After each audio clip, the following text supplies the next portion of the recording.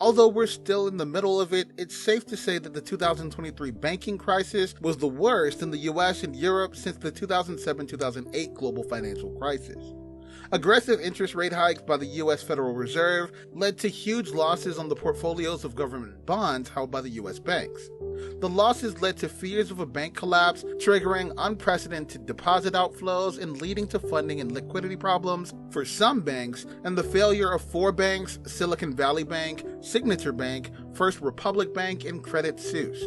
This crisis showed how the increase in interest rates can unmask hidden vulnerabilities in the banking system. But how did it all get started? How will it finish? And who would survive? And what can we learn from this crisis? Cause of the 2023 banking crisis: rising inflation. The global economy witnessed rising inflation between 2020 to mid-2023 due to the pandemic, the Russian invasion of Ukraine, the global energy crisis, the lockdowns in China, and the pandemic-era supply bottlenecks. These factors led to rising inflation in advanced economies and emerging economies. Developed economies like the UK and the US witnessed historically high inflation. For instance, the annual inflation rate in the US reached 9.1% in June of 2022, making it the highest in the US in 40 years.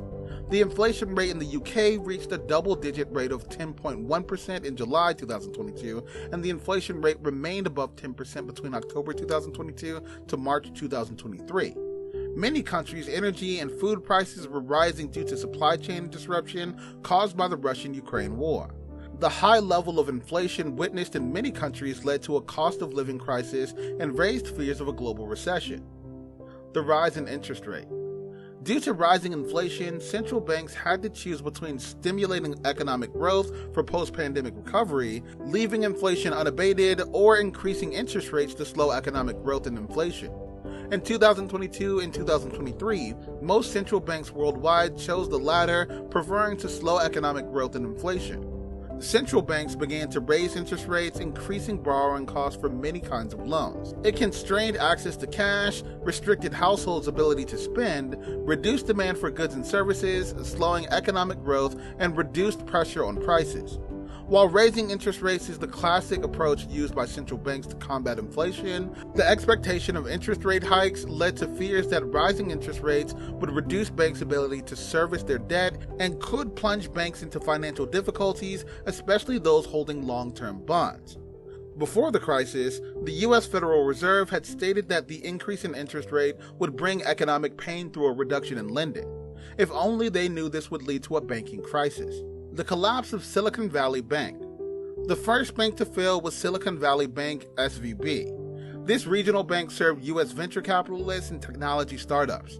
The collapse of SVB was caused primarily by 2 main factors: SVB's poor investment strategy during the tech boom of 2020 to 2021, and the US Federal Reserve's decision to raise interest rates. During the tech boom of 2020 to 2021, SVB took the money it received from deposits and invested the deposits into long-term treasury bonds when interest rates were low. This investment strategy remained profitable if interest rates remained low, but would pose a significant risk to the bank if interest rates rose. When the US Federal Reserve began to raise interest rates to control inflation, the market value of the treasury bonds held by SVB fell below the price SVB paid to purchase the bonds. As a result, SVB was forced to sell its bonds at significant losses. SVB made a loss on nearly all of its available for-sale securities, most of which were US Treasury securities. Within 48 hours, depositors who received early information about SVB's distress made deposit withdrawal requests and quickly withdrew enough funds from the bank. Subsequent deposit withdrawal requests led to a severe cash shortage and a liquidity crisis, affecting the bank's ability to raise additional equity capital. As a result, Silicon Valley Bank collapsed on March 10, 2023. It prompted the US regulator, FDIC, to step in with emergency measures, including seizing another bank, Signature Bank, to ease fears that depositors might pull out their money from the other banks. The collapse of Signature Bank. Signature Bank had significant exposure to the crypto sector, as well as an abnormally large share of uninsured deposits, reaching $79.5 billion as of December 2022. Signature Bank's collapse was not due to a bad investment strategy or the US Fed's rate hike. Instead, Signature Bank's collapse was a forced death by association. In other words, Signature Bank was a victim of the panic around Silicon Valley Bank. Immediately after SVB collapsed, depositors had already withdrawn over $10 billion in deposits from Signature Bank. The FDIC immediately seized and shut down Signature Bank on March 12, 2023. The reason was brutally simple: to contain the panic in the banking system and prevent it from spreading to other banks. The failure of Credit Suisse. Credit Suisse was designated as a global systemically important bank by the Federal Stability Board. After the 2008 financial crisis, Credit Suisse faced unending scandals, litigations, fines, and financial losses linked to the 2007-2008 subprime mortgage crisis and other events. But somehow Credit Suisse was able to survive all negative issues. However, in 2023, the failure of SVB and Signature Bank caused panic among foreign investors worldwide. Foreign investors were on high alert for signs of contagion in the US banking system. That led to a sell-off in the shares of banks worldwide, including the sales of Credit Suisse. Days after SVB and Signature Bank failed, Credit Suisse needed capital injection from its largest shareholder, the Saudi National Bank. But the largest shareholder refused to inject any more capital into Credit Suisse due to regulatory rules that prevented banks from holding more than 10% ownership of other banks. As a result, Credit Suisse could not raise additional equity capital quickly. The inability to raise new money, combined with investors' apathy for new investment due to the recent failure of 2 US banks, plunged Credit Suisse into significant distress. The share price of Credit Suisse dropped rapidly and led to fear that Credit Suisse would collapse. The bank contacted the Swiss Central Bank for support for its survival. The Swiss Central Bank ordered Credit Suisse to be sold to UBS, its fierce rival, or face oblivion.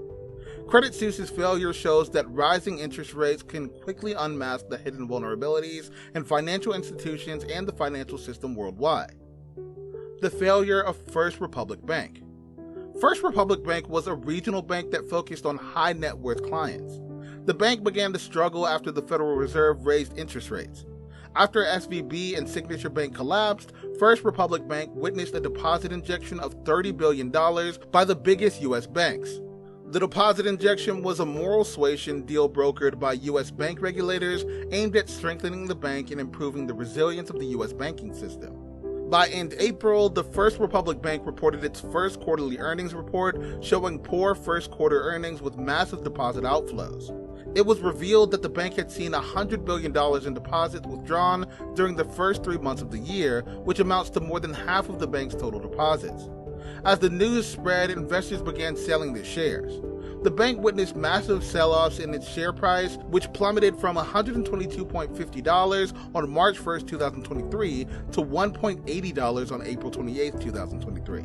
The First Republic sought a merger solution that did not require the federal government to seize the bank, but the bank needed help to merge with another solid financial institution quickly. That prompted the FDIC to take the bank under receivership and sell it to JP Morgan Chase Bank, National Association, Columbus, Ohio on May 1, 2023 under a purchase and assumption agreement designed to make the new buyers assume all of the deposits and substantially all of the assets of the First Republic Bank. Effect of the 2023 banking crisis. Banking crisis led to reduced borrowing due to a widespread fear of recession. The deposit withdrawals, which led to SVB and Signature Bank's failure, caused carnage across regional bank stocks. Shocked by how fast the bank can fail, investors sold their stocks before a bank run could lead to a complete wipeout of the banking system. Despite the assurances provided by FDIC deposit insurance and the assurances made by President Biden, investors' confidence in banks fell very fast. This crisis exposed banks' obsession with investing in long-term government bonds in a low-interest environment. Due to the crisis, banks were unwilling to buy long-term bonds as readily as before. It would increase the cost of borrowing when most governments are already struggling with high debt levels.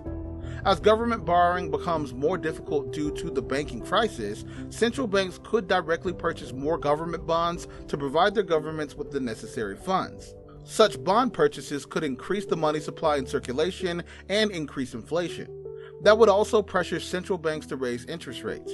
The crisis is expected to reduce lending and cause firms to delay hiring decisions or cut existing jobs to save costs. As a result, the level of unemployment will increase. Tighter credit conditions and rising unemployment will affect household income and reduce how much they're willing to spend. Can full deposit insurance prevent a future bank run?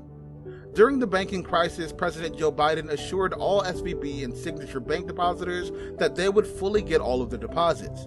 He also confirmed that only the investors and shareholders of the failed banks would lose their funds. President Biden's assurance to depositors suggests that the U.S. government would provide full deposit insurance coverage to all depositors of the failed banks.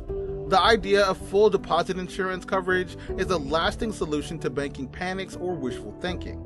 There are two main arguments for this. The first argument is that the government or the FDIC could fully insure all the customers' deposits to prevent future bank runs. In theory, this is a good solution because depositors no longer need to panic when a bank fails or is distressed. This argument suggests that full deposit insurance will end a run on bank deposit. The second argument rejects the idea of full deposit insurance because it fails to consider the distrust that citizens or depositors have in their governments. When such suspicion exists, depositors would panic and there would still be a run on bank deposit in a distressed bank, even if the government provides full deposit insurance. Another problem with full deposit insurance is that it would be expensive and difficult to get past legislators and politicians who could see full deposit insurance coverage as an attempt to rescue wealthy people. Because of their systemic importance, full deposit insurance should be extended only to too big to fail banks. The problem with this idea is that it would make systemic banks safer and make smaller banks vulnerable, since they would not benefit from full deposit insurance. And if depositors understand that bigger banks are safer due to full deposit insurance, deposits will be transferred from smaller banks to larger banks. It would lead to the swift collapse of many smaller banks, and customers would have fewer banks to choose from. We learned from the banking crisis that monetary policy tightening can cause problems for banks with significant exposure to government bonds, as SVB did. News about bank fragility can trigger unprecedented deposit outflows and lead to bank failures, as was the case of First Republic Bank. Policymakers, particularly central banks, should be mindful of how monetary policy tightening can amplify the vulnerabilities in the financial system and jeopardize the central bank's efforts to control inflation. Central banks need to consider the impact of further increases in interest rates on the stability of the financial system. But what do you think about the banking crisis? Will we see the real consequences later? Share your opinion in the comment section below. Remember to like, share, and subscribe so you can get all the uploads and you can enjoy the excellent content we send your way.